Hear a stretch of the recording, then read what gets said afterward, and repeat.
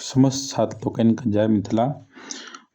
मिथिला विभूतिक एकटा बहुत एक महत्वपूर्ण पाठ डॉक्टर लक्ष्मण झा के बारे में आइ हमसब पढ़ब और सीखब। तो आओ शुरुआत करै छी बिना समय ने गवौने। कहै छै गरिमा महिमा मंडित मिथिलाक अतीत आइयो मैथिलीक लेल प्रेरणादायक स्रोत बनल अछि। अनेकानेक त्यागी, तपस्वी आ मनीषीक जन्म एहि भूमि पर भेल अछि, जिनक कीर्ति पताका विश्वमे फहरि रहल अछि। एहन महान विभूति में डॉक्टर लक्ष्मण झा छथि। कहबाक तात्पर्य ई भेल जे मिथिला क्षेत्र में मिथिला के माटि पानि लेल बहुत एहन ऐतिहासिक कीर्तिमान रचनिहार लोक सब छथि जे अपन जानक परवाह नहि कऽ कऽ पूरा जीवन सदखन मिथिला में समर्पित कऽ देलक। एहने समाजसेवी जुझारू कर्तव्यनिष्ठ व्यक्ति छल डॉक्टर लक्ष्मण झा। ओ अपन पूरा जीवन मिथिला क्षेत्र के लेल, मिथिला के लेल पूरा जीवन लगा देलक, मिथिला के हित में समर्पण कऽ देलक। कहै छै लक्ष्मण झा के जन्म 5 सितंबर 1916 ईस्वी में दरभंगा जिलाक रसियारी गाम में भेल छलनि। हिनक पिता कारी झा तथा माई कीर्ति देवी रहथिन। मतलब सीधा सीधी कह सकै छी कि लक्ष्मण झा के पिता का नाम कारी झा और माता का नाम कीर्ति देवी रहन। माता का नाम कीर्ति देवी रहन। कहै हिनक प्राथमिक शिक्षा गाम के स्कूल में भेलनि। माध्यमिक आ उच्च विद्यालयक शिक्षाक लेल हिनक नामांकन मधेपुराक करोनेशन हाई स्कूल में कराओल गेल। देखियो हमरा पाठ बहुत लंबा चौड़ा छै।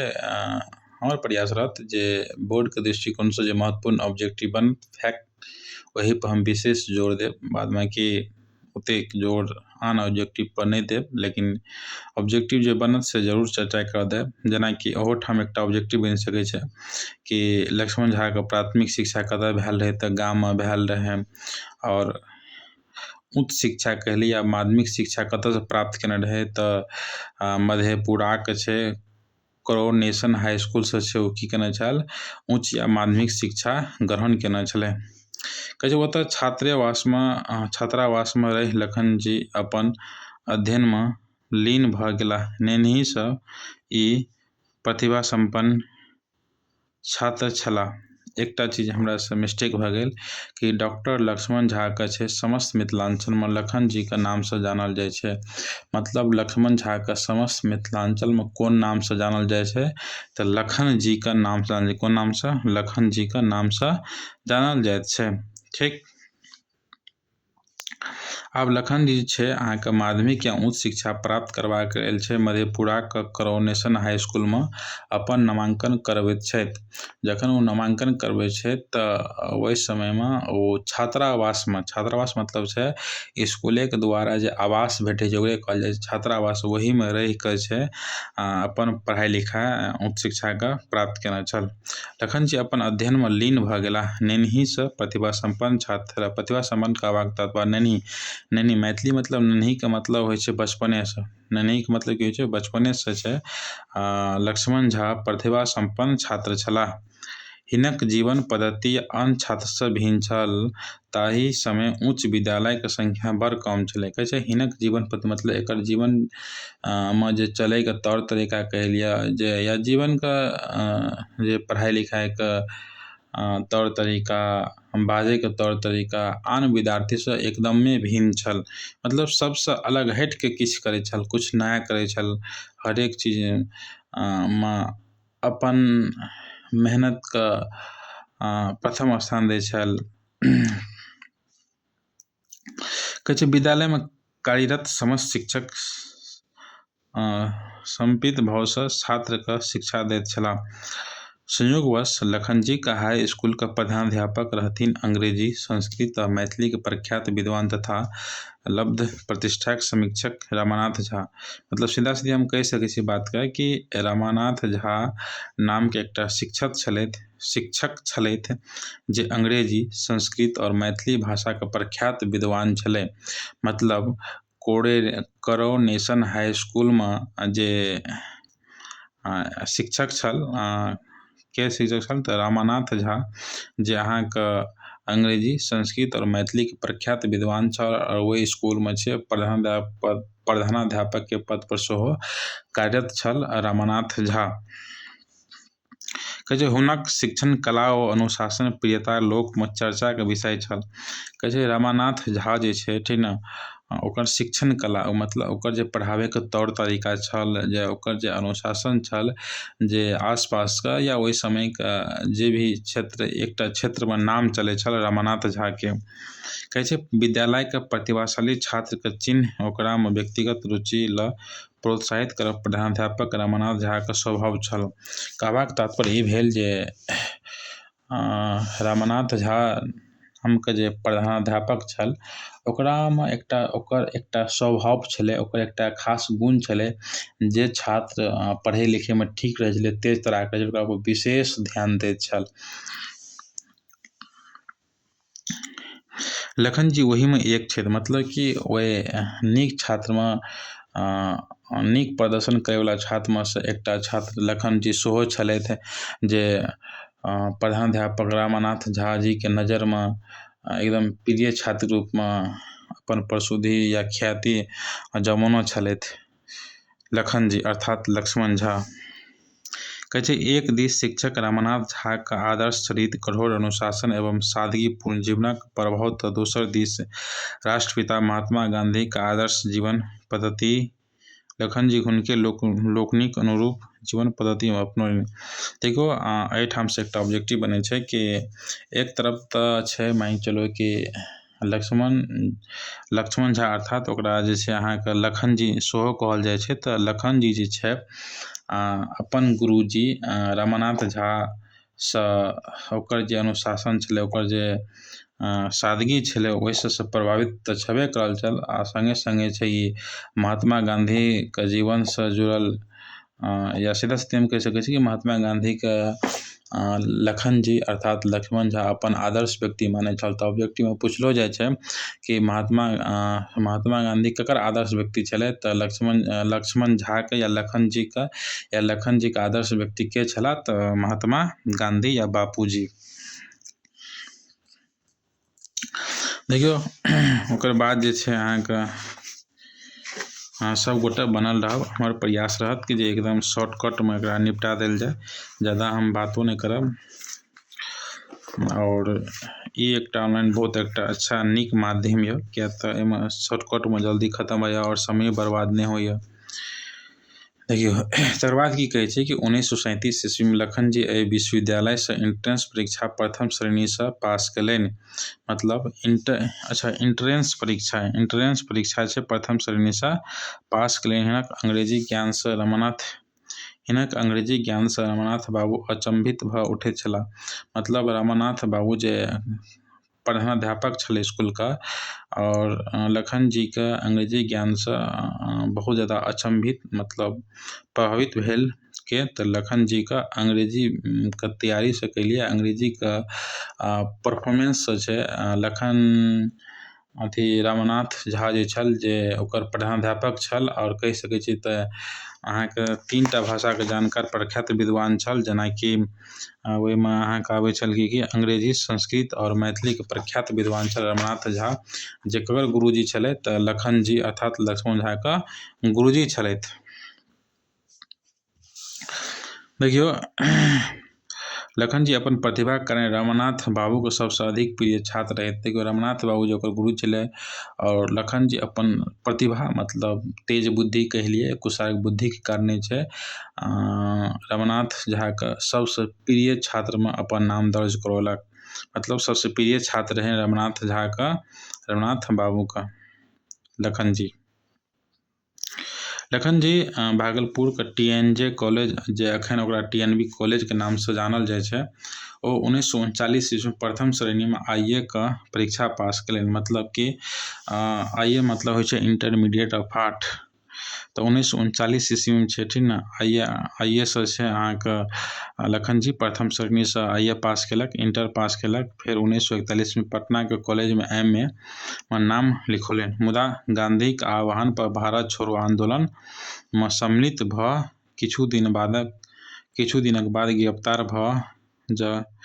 भऽ कऽ जेल चलि गेलाह। तऽ जेल लिखबाक छै, जेल चलि गेलाह। स्वतंत्रता आंदोलनमे ई अति सक्रिय छलाह। देखियौ 1939 में छै अहाँके ई इंटरमीडिएटके एग्जाम पास करै छै। मतलब इंटरमे ई छै आर्ट रखने, ताहि खातिर IA भऽ गेल। आओर IA के एग्जाम पास केलाके बाद छै ओहिमे प्रथम श्रेणीसँ पास केने रहै ओहि समयमे। तकर बाद जे छै अहाँके तकर बाद जे छै अहाँके MA मतलब मास्टर ऑफ आर्टके पढ़ाइ करबाक लेल छै ओ पटनाके कॉलेजमे नाम लिखौलक। लेकिन वही समयमे छै अहाँके 1942 में सुनने हेबै कि भारत छोड़ो आंदोलन भेल रहै। तऽ 1941 से प्रारंभ भऽ गेल रहै। तऽ या 1942 में जे 1942 में जे भारत छोड़ो आंदोलन भेल तऽ ओहि आंदोलनमे भाग लेलक के तऽ लखन जी अर्थात लक्ष्मण झा भाग लेलक और अपन पढ़ाइके जे किछु दिनके लेल एकरा स्टॉप कऽ देलक। हाँ, स्वतंत्रता आंदोलनमे ई अति सक्रिय छलक। कहै छै स्वतंत्रता देशके आज़ादीके लड़ाइ चलि रहल छलै, ओहिमे सबसँ ज़्यादा सक्रिय व्यक्ति छलाह के तऽ लक्ष्मण झा। कहै छै जेलसँ मुक्त भेलाके बाद, मतलब जेलसँ निकललाके बाद लखन जी बिहार सरकारक स्कॉलरशिप पर लंदन विश्वविद्यालयमे MA आ PhD करबाक लेल इंग्लैंड गेलाह। देखो इंग्लैंड एकटा देश छै और इंग्लैंडे देशमे लंदन एकटा की छै, शहर छै।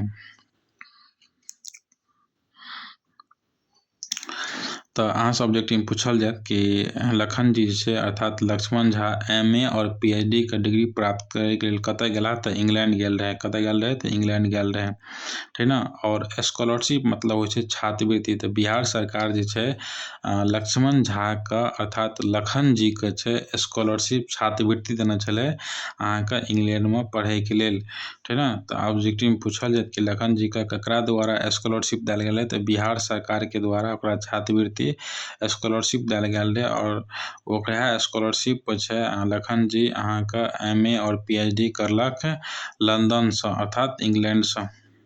कहै छै लंदन विश्वविद्यालयसँ 1947 ईस्वीमे MA आ 1949 ईस्वीमे मिथिला एंड मगध विषय पर PhD के उपाधि केलनि, ठीक ने। याद राखब ऑब्जेक्टिव में पूछल जायत कि मिथिला एंड मगध विषय पर PhD के उपाधि के प्राप्त केलकै तऽ अहाँके याद राखऽ पड़त लक्ष्मण झा। मिथिला एंड मगध विषय पर PhD के प्राप्त केलकै तऽ लक्ष्मण झा।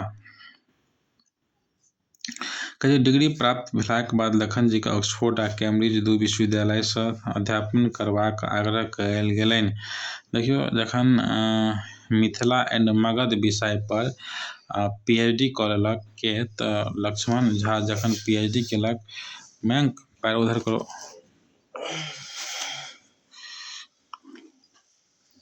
दिक्कत हो रहा है?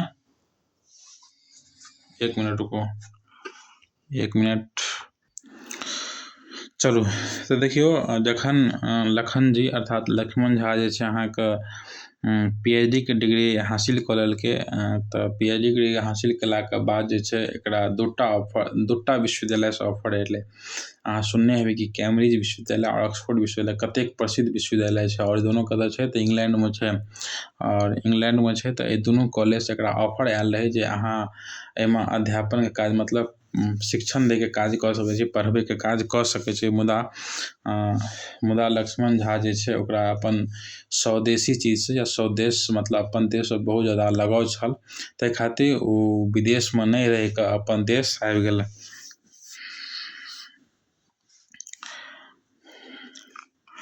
कहै छै 1949 ईस्वीमे लखन जी के नियुक्ति बिहार सरकारक काशी प्रसाद जायसवाल शोध संस्थान पटनामे उप निदेशक पद पर भेलनि, ठीक ने। मतलब 19 हालांकि ओतेक खास बात नहि छै, चलू पढ़ि लिअ, कोइ दिक्कत नहि छै। बिहार सरकारक स्कॉलरशिप पर उच्च शिक्षा प्राप्त करबाक लेल शर्त छलनि जे वापस अयला पर कमसँ कम 5 वर्ष धरि बिहार सरकारक अपन योग्यता अनुसार कोनो उपयुक्त पद पर कार्य करऽ पड़त। प्राप्त विद्वान डॉक्टर AS अलतेतकर लखनजी काज तऽ शुरू कयलनि, मुदा ओ ओहि पदके छोड़बाक बहाना ताकऽ लगलाह। ताबत 1952 चुनाव आबि गेल। मतलब एकरा हम स्पष्ट कर दी, कनि ध्यान से सुनू। देखियो, बिहार सरकार जे अहाँके ऊपर पैसा खर्च करत तऽ ओहिके बदलावमे अहाँसँ फीडबैक सेहो लेत। जेनाकि लखन जीके पढ़ैके लेल, लंदनमे पढ़ैके लेल छै बिहार सरकार ओकरा छात्रवृत्ति दै छलै। लेकिन छात्रवृत्ति देबाक एकटा शर्त छलै कि जे चीजके लेल अहाँ जा रहल छी ठीक छै, अपन काज कऽ कऽ आउ, लेकिन जब काज कऽ कऽ अबै तऽ बिहारके सेवामे या 5 एहिमे तऽ बतायल गेल यऽ कि अहाँके बतायल गेल छै एहिमे कि कमसँ कम जे छै अहाँके 5 वर्ष धरि ठीक ने बिहार सरकार जे के योग्यता अहाँके, मतलब बिहार सरकारके अन्दरमे अहाँके जे योग्यता रहत, अगर अहाँ PhD जो करैके छै तऽ PhD योग्यताके आधार पर अहाँके नौकरी करऽ पड़त, या कोनो एहन जे काम हैत जे अहाँके ओ करऽ पड़त, ई एकटा शर्त छलै। ठीक छै, तऽ जखन लक्ष्मण झा लंदनसँ PhD कऽ कऽ अबैत छथि, ठीक ने, डिग्री हासिल कऽ कऽ अबैत छथि, तऽ ओकरा बिहार सरकारके अंडरमे काज करऽ पड़ै छै शर्तके हिसाबसँ। मुदा बिहार सरकारके द्वारा जे ओकरा पद भेटल गेल छलै, जे कार्य भेटल छलै, ओ पद या कार्यमे ओकरा मन नहि लागै छल। मुदा एकटा बात ओहो छलै जे किया तऽ ओकरा 5 साल तक काज करऽ पड़तियै, आओर कोनो बहानो नहि भेटै छल कि छोड़ि सकै छलै। तब तकमे की भेलै कि 1952 लोकसभाके चुनाव आबि गेल। 1952 की आबि गेल? चुनाव आबि गेल। आओर चुनाव आबि गेल तऽ चुनावमे जखन केओ प्रतिनिधि ठाढ़ होइ छै तऽ अगर सरकारी चीजसँ जुड़ल छै तऽ ओ शायद ओकरा छोड़ऽ पड़ैत छै ने।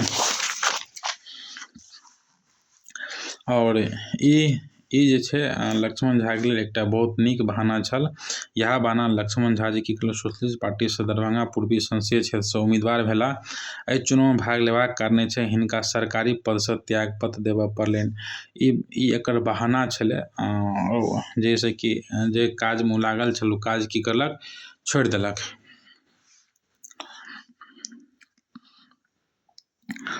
के जे शर्त तोड़बाक कारणे छै चुनावके बाद बिहार सरकार 16,000 टाकाके लेल हिनका पर मामला दायर कयलनि। मतलब देखियौ, क्या तऽ शर्त ई छलै कि अगर अहाँके कोनो पैसा खर्चा करै छी या हमरा बिहार सरकार पैसा पर बाहर पड़ि रहल छी तऽ बिहार सरकार ओकर बदलो लेत। बदलाके रूपमे बिहार सरकार अंदरमे अहाँके योग्यताके आधार पर 5 साल तक काम करऽ पड़त। लेकिन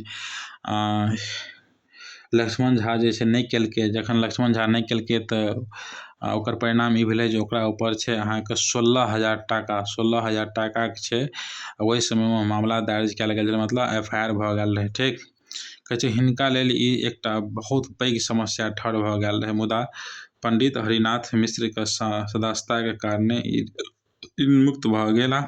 एम्हर लखनजी चुनाव हारि गेल। देखियौ, नहि कहै छै, एकटा कहावत छै, जब समय खराब होइ छै तऽ नहि घरेके रहै छै आदमी, नहि घाटेके रहै छै।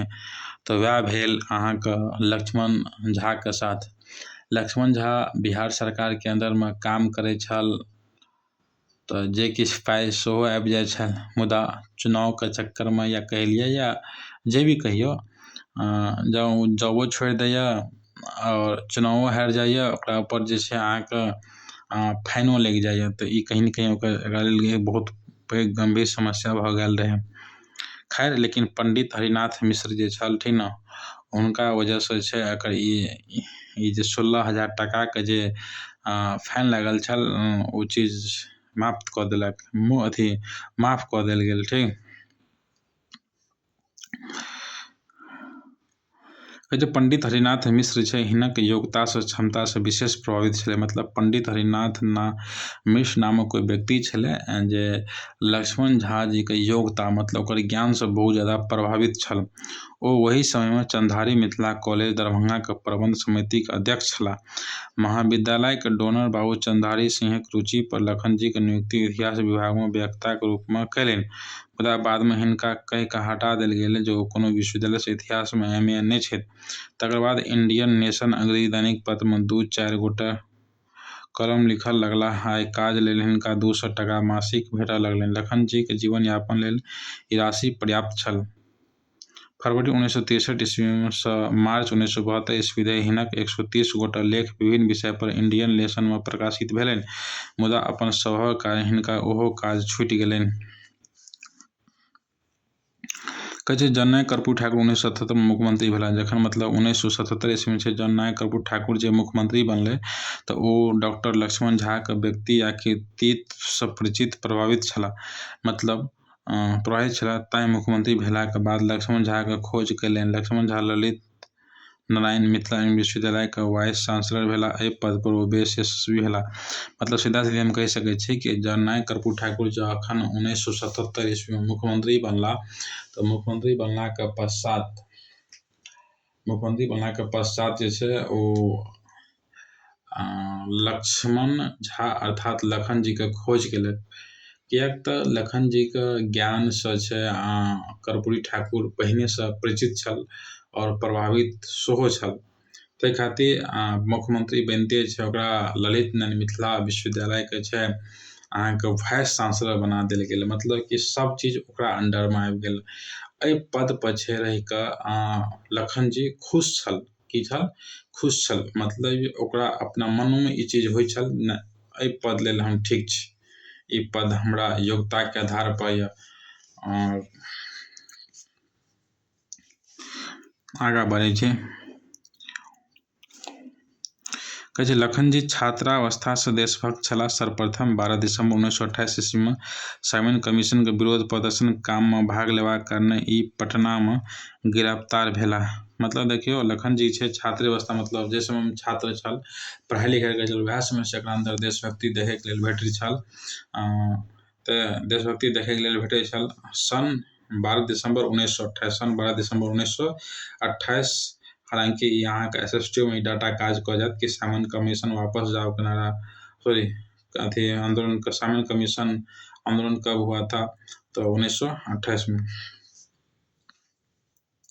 कहै छै 12 दिसंबर 1928 के छै साइमन कमीशन के विरोध में छै ठीक ने प्रदर्शन कयल गेलै। प्रदर्शन में छै अहाँके लखन जी सेहो भाग लेने रहे और लखन जी भाग लेने रहे। ई पटना में छै गिरफ्तार भऽ गेल। तऽ याद राखब ऑब्जेक्टिव पूछल जाइत कि लखन जी जे छै ठीक ने पहिल बेर कहिया गिरफ्तार भेल रहे तऽ 1928 में। कते ईस्वी में? 1928 में। और कतऽ गिरफ्तार भेल रहे तऽ पटना में ठीक ने।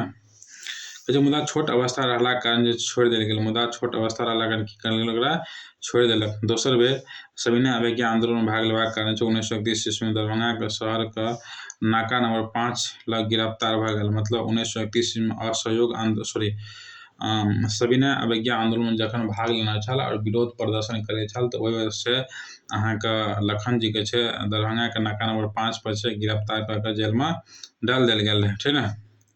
पुनः जे छै 1942 के अगस्त क्रांति अर्थात भारत छोड़ो आंदोलन में हिनक सक्रिय सहभागिता रहल। हिनका बिहार कांग्रेस के मुख्यालय सदाकत आश्रम में काज करबाक अवसर भेटल छलै। ककरा अहाँसँ ऑब्जेक्टिव पूछल जायत कि बिहार कांग्रेस मुख्यालय सदाकत आश्रम में किनका काज करबाक मौका भेटल रहे ठीक ने तऽ लखन जी के या लक्ष्मण झा के। 10 अगस्त 1942 ईस्वी के बिहार प्रदेश कांग्रेस कमेटी द्वारा हिनका सर्वसम्मति से बिहार प्रदेशक आंदोलन संचालक महासचिव बनाओल गेल। ओहि समय में लखन जी पटना कॉलेजक स्नातकोत्तर कक्षा के छात्र छलाह। भारत छोड़ो आंदोलन में हिनक सक्रिय सहयोग प्रशंसनीय रहल। हिनक प्रयास से दरभंगा जिलाक बिरौल थाना में 10 अगस्त के जनता राज स्थापित भेल जे सितंबर 1942 धरि चलल। 4 दिसंबर 1942 पुलिस हिनक गाम रसियारी पहुंचल। ई कोनो बाटे निकलि गेला। नेपाल में सोशलिस्ट पार्टी के नेता कार्यकर्ता द्वारा संगठित संचालित रास्ता में सम्मिलित होबाक लेल ई विदा भेल। मुदा बीच में भगवानपुर गाम में गिरफ्तार भऽ गेल। हिनका भागलपुर सेंट्रल जेल में राखल गेल। 1944 में कारागार से मुक्त भेल। हालांकि ई सब जे बात छै अहाँके ऑब्जेक्टिव दृष्टिकोण से या बिहार विद्यालय परीक्षा समिति के दृष्टिकोण से छै ओते खास इंपोर्टेंट नहीं है। ताहि खातिर एहि पर हम विशेष चर्चा नहीं केलहुँ। और आगाँ बढ़ै छी हमसब, समयो के अभाव यऽ और प्लस में छै हमरा नींद सेहो आबि रहल यऽ। अखन बहुत ज्यादा समय भऽ रहल यऽ, अखन करीब समय देख लै छी। ई वीडियो अहाँके 2:39 में बनि रहल तऽ सोचि सकै छियै कि स्थिति की भऽ सकैया। और ई ओतेक इम्पोर्टेंट नहीं है, ताहि खातिर हम कोनो खास चर्चा नहीं केलहुँ। और बाद में आगू पढ़ै छी हमसब ठीक है। बाद में मिथिलाक उत्थानक लेल ओ मिथिला मंडल संस्थाक स्थापना कयलनि, जकर उद्देश्य मिथिला, मैथिली और मैथिलीक उत्थान छल। मतलब देखियौ बादमे छै लखन जी जे छै अहाँके मिथिलाके उत्थान मतलब मिथिला क्षेत्र आगू बढ़ै, ओहिके लेल छै एकटा संस्थाके स्थापना केलकै। ओहि संस्थाके नाम की छलै? मिथिला मंडल। तऽ ऑब्जेक्टिव पूछल जायत कि मिथिला मंडल संस्थाके स्थापना के केलकै?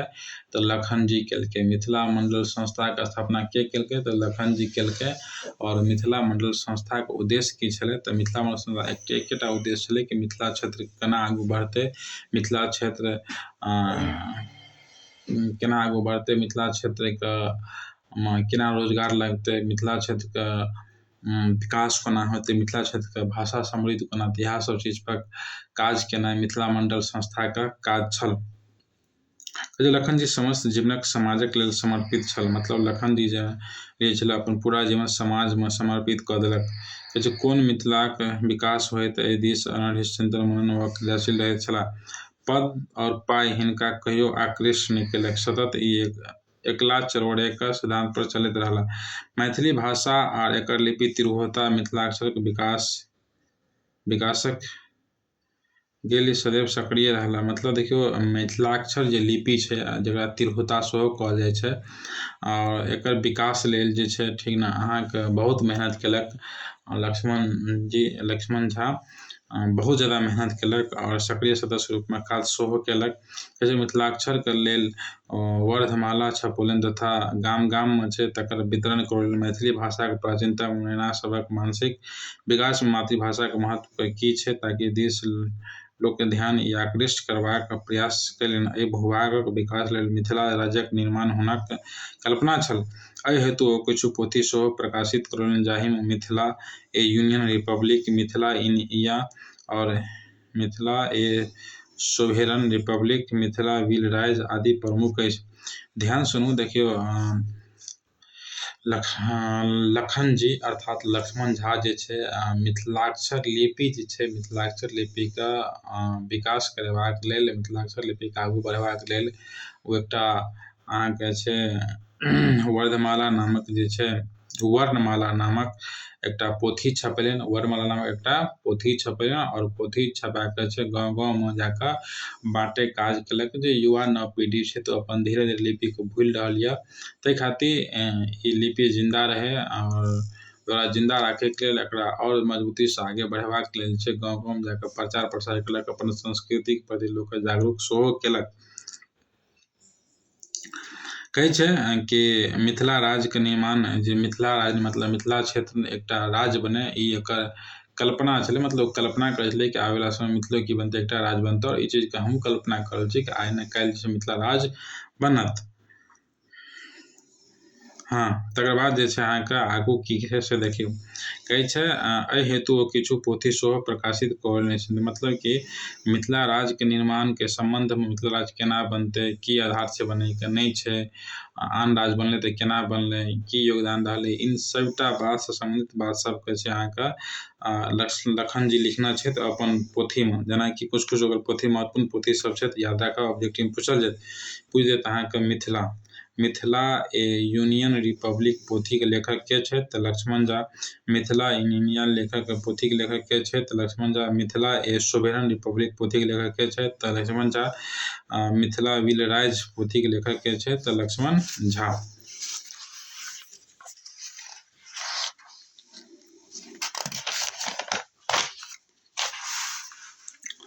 आब कहै छै हिनक शाश्वत अवदान सदा स्मरणीय रहत। 1952 में छै मिथिला नामक मैथिली साप्ताहिक शुरू कयलनि जे 1953 धरि मिथिला आ मैथिली सेवा कऽ सकल। एकर कारण छल जे लखन जीक उग्र स्वभाव आ दृढ़ विचारधारा। मुदा जतबे दिन चलल ई पत्रिका समाज व मातृभाषाक उल्लेखनीय सेवा कयलक। एहि साप्ताहिक प्रकाशित संपादकीय टिप्पणी आ हुनक आलेख विचार चिंतामणिमे संकलित अछि। समस्त आलेख क्रांतिकारी विचार व मैथिली गद्यक सुंदर स्वरूप दृष्टिगोचर होइत अछि। ओहो खास इम्पोर्टेंट नहि, ताहि खातिर हम ओतेक खास डिस्कशन नहि कऽ रहल छी, एहिठाम सब्जेक्टिव नहि के बराबर बनैया। कहै छै हिनक अंग्रेजीमे 11, मैथिलीमे 4, हिंदीमे 1 पोथी प्रकाशित छै। मतलब याद राखै छी, पूछल जा सकैया कि लखन जी के छै हिंदीमे कएटा पोथी प्रकाशित, अंग्रेजीमे कएटा छै तऽ 11 गो, मैथिलीमे कएटा छै तऽ 4टा, और हिंदीमे कएटा छै तऽ 1टा पोथी प्रकाशित छै, ठीक है। और जे अप्रकाशित मतलब जे पोथी छपल नहि छथिन तऽ ओ कते छै तऽ ओकर बहुत बड़का विशाल भंडार सब लिखि रखना छै लेकिन छपायल नहि छै। कहै छै ओ परिवारक मोह मायासँ मुक्त रहै छल। ई ऑब्जेक्टिव बिहार बोर्डके एग्जाम पूछल गेल है कि के परिवारक मोह मायासँ मुक्त रहै छल तऽ लक्ष्मण जी अर्थात लक्ष्मण झा। तैँ विवाह नहि केलनि, ठीक ने। और देखियौ जे पारिवारिक मोह मायामे फँसि जाइ छै तऽ ओकरा तऽ मजबूरी भऽ जाइ छै, जेनाकि गाँव सबमे देखैत हेबै कि ककरो माँ या पापा बीमार रहै छै तऽ ओकर बेटाके विवाह करबाक एज नहि रहैए, लेकिन तैयो हुनका करऽ पड़ै छै, किया तऽ मोह मायामे लोक पड़ि जाइए। और लक्ष्मण झा जे छै ओ बिल्कुल मोह मायासँ मुक्त व्यक्ति छलाह, ताहि खातिर ओ बियाह सेहो नहि केलक। ऋषि तुल्य जीवन यापन करे, मतलब जेना एकटा ऋषि सब जीवन यापन करैत तेनाहिते छै ऋषिके समान जीवन यापन करै छल लक्ष्मण झा। अपन सिद्धांत पर सदा अडिग रहनिहार लखनजी आदर्श छलथिन महात्मा गांधी। मतलब सीधा कहि सकै छी कि महात्मा गांधी ककर आदर्श व्यक्ति छलै तऽ लक्ष्मण झाके आदर्श व्यक्ति के छलै तऽ महात्मा गांधी के जे हुनक चिंतन और जीवन पढ़ैके लेल हुनका प्रेरक गांधी छलथिन। मतलब क्षण क्षणक उपयोग करैत रहलाह। अपन आदर्श चरित्र अलौकिक प्रतिभा कारण ओ युवा अवस्थे चर्चित आर्चित भेलाह। 23 जनवरी 1953 गाम रसियारी में 84 वर्षक अवस्थामे लखन जी निधन भऽ गेल। मतलब 23 जनवरी 2000 ईस्वी के छै अहाँके 84 वर्षमे, कते वर्षमे 84 वर्षमे छै अहाँके लक्ष्मण झा अपन दम तोड़ि देलकै, मतलब ओकर निधन भऽ गेल, ठीक है। और यहाँके साथ महत्वपूर्ण चैप्टर की भऽ गेल, खत्म भऽ गेल। वैसे खास आगू कुछ नहीं है। बाद बाकी उम्मीद है कि अहाँके सब ऑब्जेक्टिव बनि जायत। जे भी छात्र कोनो तरहके दिक्कत भऽ रहल यऽ अहाँ क्लासमे हमरासँ पूछि सकै छी या सोशल मीडियाके माध्यमसँ मैसेज करू, जे भी करबाक होइए कऽ सकब, अपन समस्याके समाधान हमरासँ करवा सकै छी। बाद बाकी विशेष रूपसँ धन्यवाद, बेस्ट ऑफ लक। उम्मीद करै छी अहाँ अपन तैयारीमे तन मन धनसँ लागल हेबै और अहाँ नीक रिजल्ट सेहो लाबबै, एकरो हम शुभकामनासँ आशीर्वाद दै छी। धन्यवाद।